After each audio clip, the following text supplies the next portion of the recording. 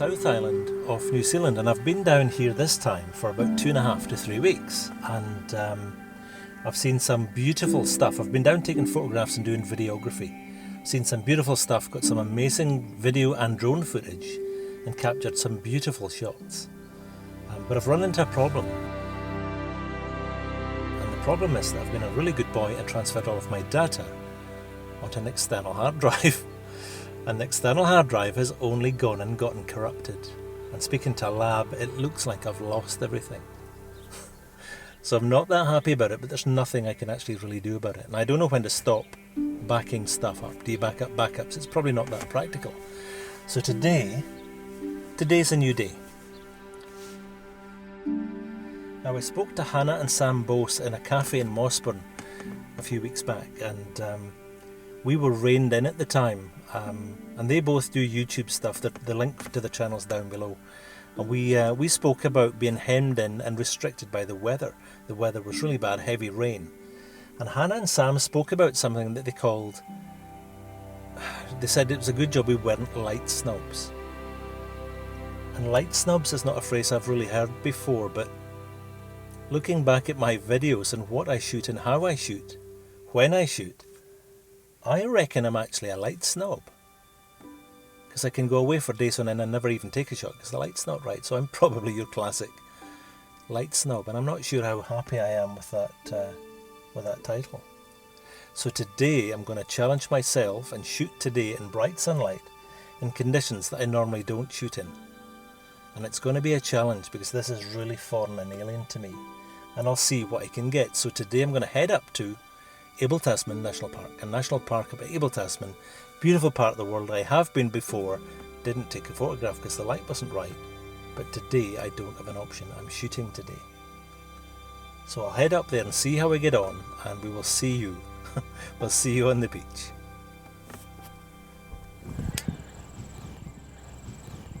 So I've arrived at Abel Tasman National Park, and it's just a stunning part of this country.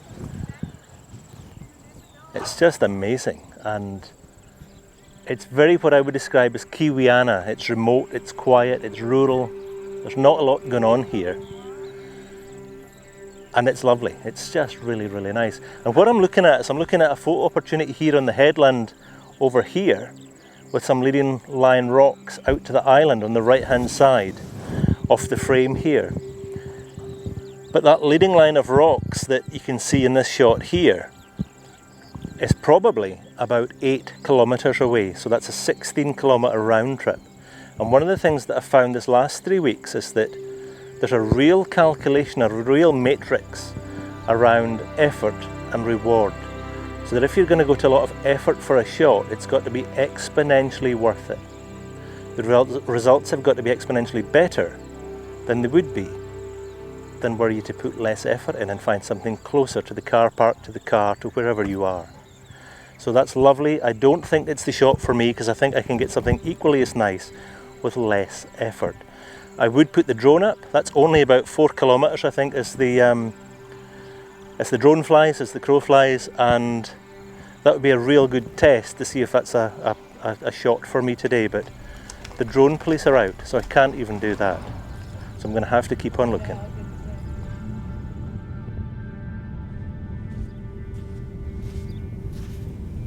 Now, I think it was Freddie Mercury in a song that once sang, "I think I'm going mad." And I've really got to question my sanity with this one. So this is from the roadside, 2 minutes back to the car. This is a tidal flat. And I think on account of these puddles here, I think the tide's gone out, but I will have to watch that because it's very flat, so the tide will come in quickly.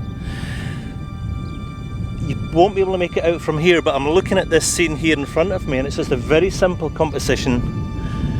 One point of interest, and to try and beef it up a little bit, I'm going to do a super long exposure. So to do that, I'm going to stick the camera on, stick it on a live view to see what I'm seeing. I'm going to take a light meter reading. This light's actually really nice because we've got some light coverage. It's almost like a blanket of really thin, really fine coverage, and it almost acts like a diffuser, so the light's really nice and even. We've got some moisture in the air as well, which is helping as well. So if I just have a little look at this,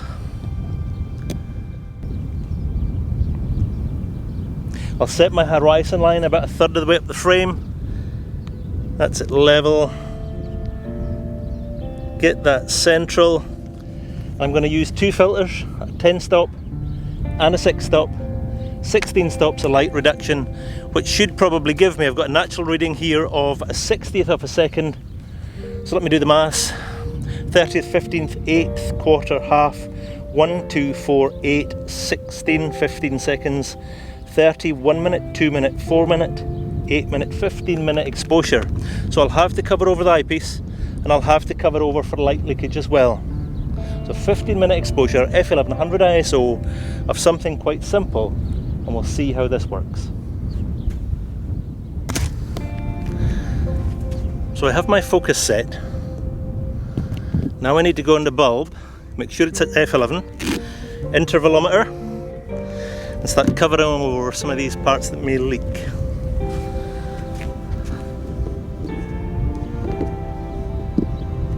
I'm just going to have to hold this, I think.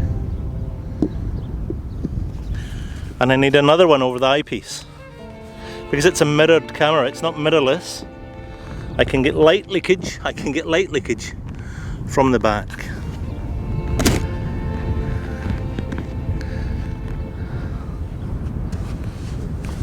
Oh, it's too windy for this. The wind's just picked up in the last couple of minutes, so I'm just going to have to hold this. Receiver on.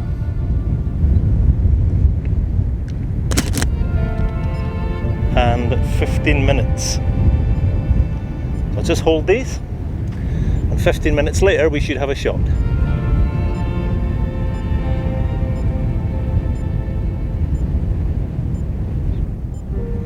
In 15 minutes we're actually going to get, the sea should just be a complete blank canvas.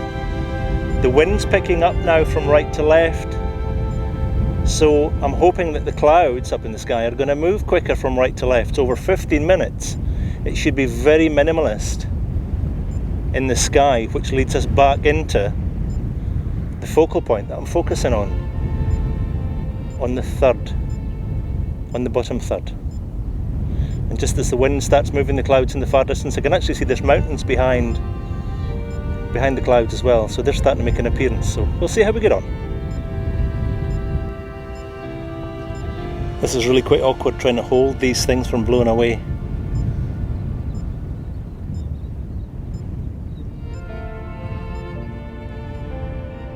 That's only a minute. No, I'm not sure that this is riveting viewing, and I must be a sad individual, because this is actually me in my happy place, just me, the camera, and some time on my side to watch and push pause in life for a while. It's these times which have actually made me more chilled out as a person, just allowing me to soak up everything that's going on around me. Stress-free. There's canoeists and paddlers and boats and stuff in the background here during this exposure, but such is the length of the shutter speed, you won't be able to see them because they'll just disappear to nothing. Don't think I'll see them at all in the final shot. Now, Abel Tasman's very popular with tourists kayaking to see the beautiful sandy coves around here, and that might in part explain all this tractor traffic.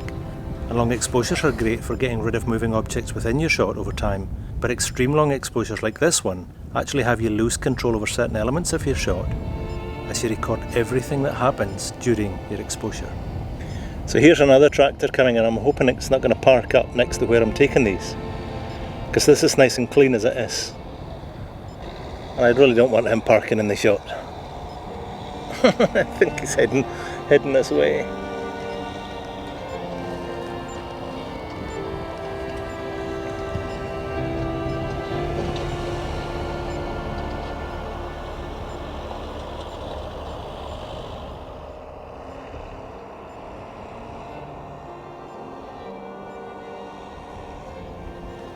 So that is me done.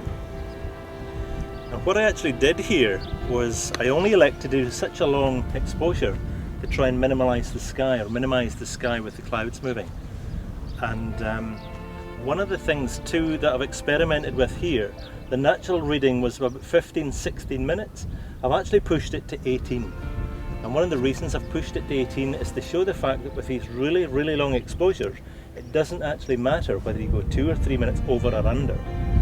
Because for my original exposure at 15, 16 minutes, and I've gone to 18 minutes, that's only 0.2 of 1 stop over. And that's more than recoverable, and it's the same with under. If you calculate to 10 minute and you only go to 8, it's easily recoverable because it's a small proportion of the data that you've not captured. It's not like getting 2 or 3 stops out with a very sharp or a very quick shutter speed. So here's this photograph. I've lost my mind. So some shots you're just not meant to get, and that particular shot there, that was so far off my sweet spot. So far off my sweet spot, but I just thought it was a good opportunity. It presented itself as I drove past, and the first image I took at 18 minutes was actually soft. And I think the reason it was soft was I was trying to tether the filter packets onto the camera, and there was some movement there, plus I think the sand was settling a little bit. So I went back out there to take another one. And about a quarter of the way through the exposure, the tractor man came and took away the tractor on the left, which was actually the one that caught my eye. And he was coming back to take the one away in the middle, and that was at about 8 minutes. So whilst the other one was 2 minutes over, this is actually a stop under. But it'll be interesting to see if I recover that. It should be sharp, but there'll be a shadow of the tractor on the left. And there should be 2 tractors on the right, which I should be able to push to the correct exposure. One of the things that I've challenged myself in this trip is to try and view landscapes differently, and not just see things through my panorama viewfinder eyes, which I seem to do all the time. And that was quite a good challenge, to look at something more intimate and a wee bit more abstract. So it's so not me though, but it's photography, which is the good thing. I'm going to head off to another location to see if I can find something that's more me. I'll see you in a wee while.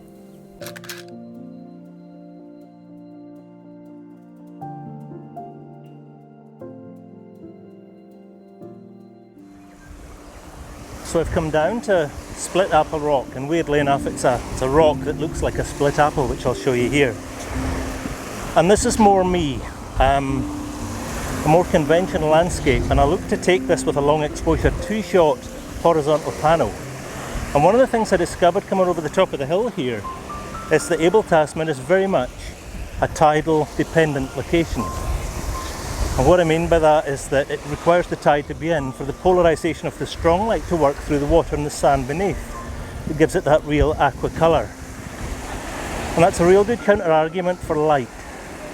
Some locations such as this actually require strong light for the shot to work. And similar to Tekapo, just from the other day, when I was shooting Tekapo, it too required strong light, and I'll show you that image here now.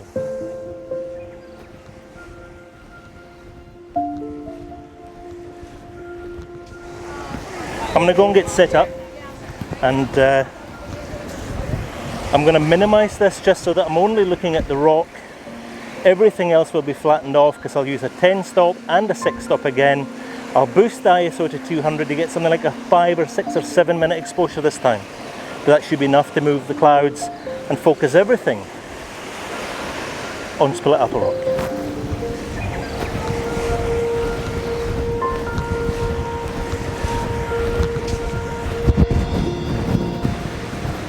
So this composition is actually so easy, everything's focused in on the rock with more or less nothing around it.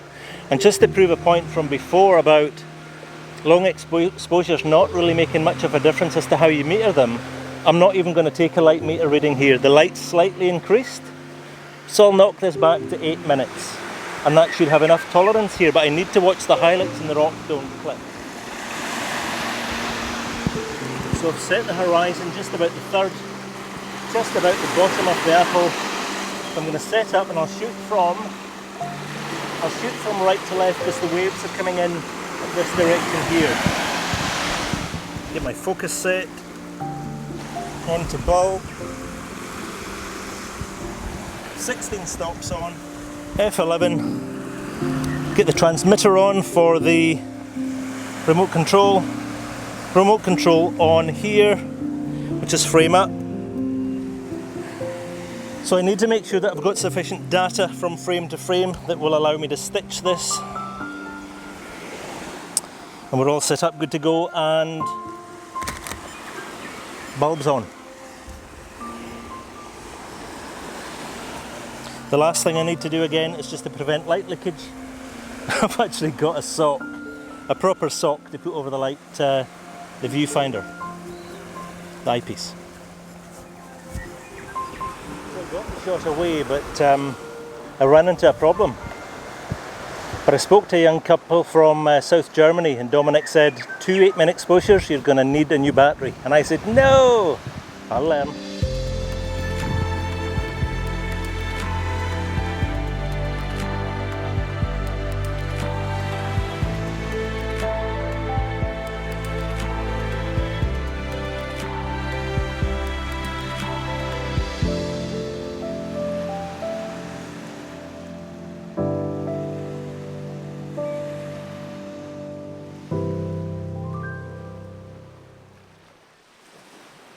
So that's me finished with Abel Tasman National Park, and today has actually been really good fun.